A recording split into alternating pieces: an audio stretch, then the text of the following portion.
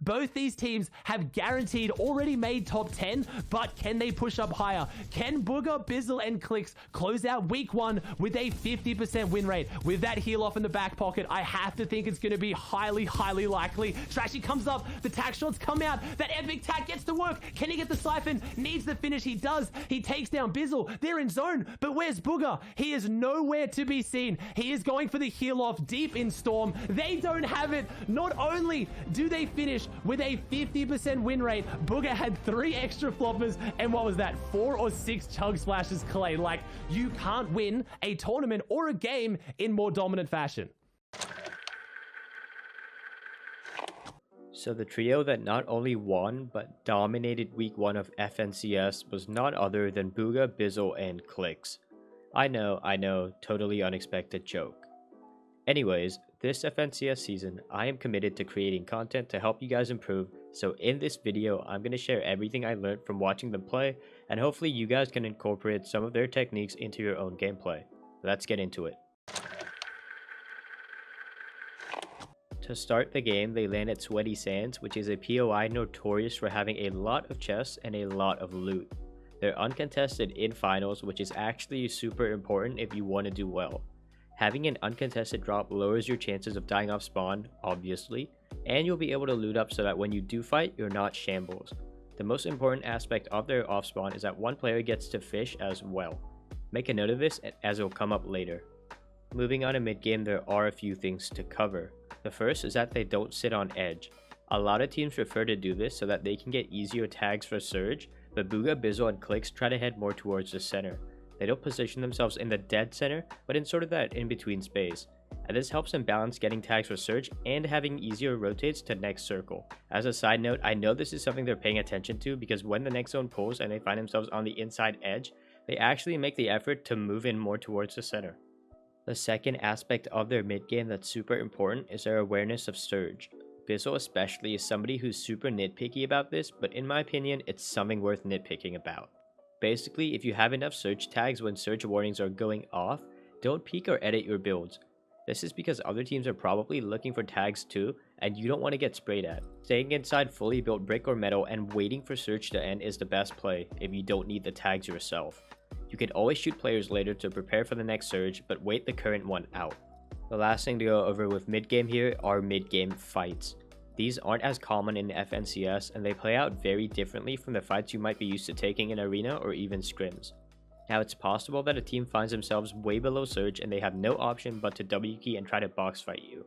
When this happens, BBC make a conscious effort to stay in their own base. Even if you hit the other player for white, risking a push outside of your fully built base isn't a good idea because most of the lobby is most definitely trying to spray you down. Kills are only 1 point, and it's okay if somebody else steals it. You can just expand on the loot after. Alright, now onto the juicy stuff, the endgame. If you've watched them before, you know BBC are a height team, but I'm also going to cover what they do when they don't have height as well. If you want to learn low ground, I'm working on a video centered around Scented, Edgy, and Commandment, so make sure you turn noties on so you don't miss that video. Now there are 2 height takes that stand out to me from their 6 games played. And yes, in case you're wondering, they actually won 3 out of 6 games and all of them from high ground. So let's take a look at the first game. It's gonna be to the middle. Watch these kids to the right. Yep, I'm just Stay below them. Stay below them so they don't shoot you. I can cut through like all the way. Oh, go right. Go right. 100% go right. Okay, yeah. Wait. Nobody on right side. I'm gonna go as far to purple as I can. There's nobody up on that hill, bro. We're gonna have height up here too. We need to get up. Okay. Oh yeah, 100%. We can honestly, yeah. With you? We're good. I got type 1, this is fun. It's fine. I'm butting up. Watch sandballers. Don't let anybody sand's coming in close, but like don't aggro. I just top Coliseum. So when half zone pulls, they use sand to rotate onto natural elevation on dead side. After popping out, they crank up 4 or 5 stories and set themselves up as a height team. Now at this point, there's already a team on what you'd call opposite height. So basically what they've done here is they've set themselves up in a 50-50. If first moving pulls their way, BBC gets height, and if it pulls to the other team, they don't. Now you'd call this dumb luck, but what do you know, zone pulls for the big BBC and they immediately establish themselves as the height team. Nothing special there, but it was a great call from Bizzle to set themselves up as an opposite height, and it really helped them secure this game. Now before I talk about how they play height, let's look at how they take height in the other game. Crawl? Wait for a 3-2. Ready? The one in the back. The one in the back. Yep. Keep crawling. Keep crawling. Keep crawling. Keep crawling. They're gonna start seeing us. Get ready. Get ready. Yeah, ready? Ready? The one pistol. Ready? 3. Oh, that one close. One back, 3, 2, 2. 1, go. Dead. One, Dead. Nice, nice, bouncer. Get the thirst if you can. I got it. I'm fighting for it. Yeah, I have it. Get up. Everyone get up. Everyone get up. Basically, they sneak up on a height behind Acorn, which only happened because Acorn wasn't watching his back. Triple spray and a knock, and that's free height for BBC. I jumped to that height take because there's something really important about playing height to take from there. I'd say that Acorn didn't lose height because he got outplayed, but because he was sloppy. When playing height, it's important to 1. Stay ahead, and 2. Watch your back. This is an especially big deal in first moving where zone travels really far. What BBC does on height is have somebody lead ahead and make sure that no one can crank up. Then, Clix stays really far back. Notice how there's actually a team that starts to move up here, and I can't say for sure they were going for height, but they could have. And it would have worked too if Clix wasn't sitting in the back hitting them with the fat beams. After Clix stays back to block off people contesting, he plays the ultimate height role. Bizzle again is a big fan of this. Ultimate height is basically when one player in the trio stays a few layers above the others so that he can act as almost like a guardian angel. The player up top can see everything and help defend height really well if anyone tries to contest. While this does cost more mats, it's definitely worth it. Outside of that, BBC plays a really textbook high ground. One thing they did really well is that they basically sprayed other teams and forced them to move down. Look at this, just about every team left is on low ground. This not only reduces the chances of losing height, but also forces people to fight, which helps thin out the lobby. Remember when I told you to take note of the fishing they did at Sweaty? In all these endgames, Bugha, Bizzle, and Clix are guaranteed a win if they survive to a final circle.